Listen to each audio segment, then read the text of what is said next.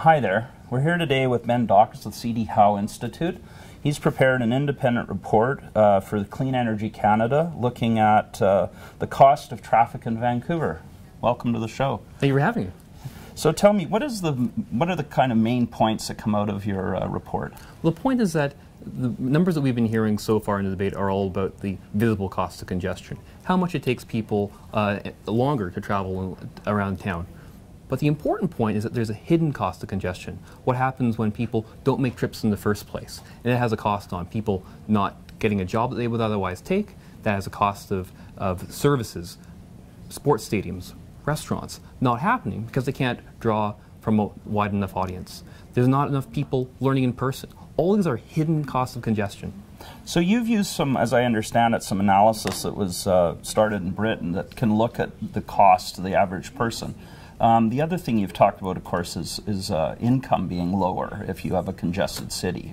Tell me a bit about that. Well, the point is that there's a wider economic benefit of transportation infrastructure. The idea is that you benefit by me being able to travel here in person, rather than us doing this by teleconference. That's the wider economic benefit. And calculating the things that are hidden is now becoming very common in the United Kingdom, and we saw it in Toronto, and now we're doing that for Vancouver. Right. The other thing, of course, you mentioned was people who can move around better or can get places quicker are likely to take a job farther from their house, for instance, and perhaps to take a better job. Is that one of the findings? Yeah. So that's one of the side effects of congestion is that if I live in, say, White Rock or Port Coquitlam, and I've got a great job opportunity in Vancouver, but the cost of congestion, the time it's going to take me, just doesn't make it worthwhile for me to take that job. That makes me a lot worse off because I'm just going to take whatever I can find closer to home. But I'd be a lot better off if I could get that job in downtown Vancouver. Presumably also that's things like getting home to pick up kids from daycare and other things that have a cost in your life, right? Now, you've been able to come up with numbers that suggest it's somewhere around, is it $400 to, what was the high end per person? Per worker? Up to $950 per worker in higher incomes as a result of being able to find a better job, as a result of being able to get to these better services and start a new business because you're able to access a wider clientele for your specialized product. Now, we had a poll out today that showed that the no vote is running 2-to-1 against yes. There have been other studies that have come out talking about the positive economic benefits of less congestion in Vancouver. Why do you think the story, people aren't picking up on it?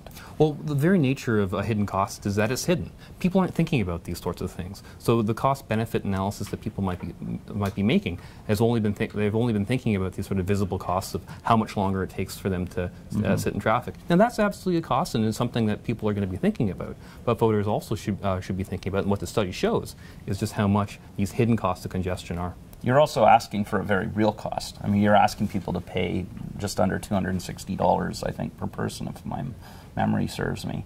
And that is real versus something that, in your case, could seem a little bit nebulous, perhaps. Yeah, and the nature of any study like this is that it's a range. I can't be exactly precise as to how much this benefit is going to be to exactly you. It's going to be a range and it's going to be spread across the region. So the question just becomes, does this pass the cost-benefit analysis, and that's for voters to decide.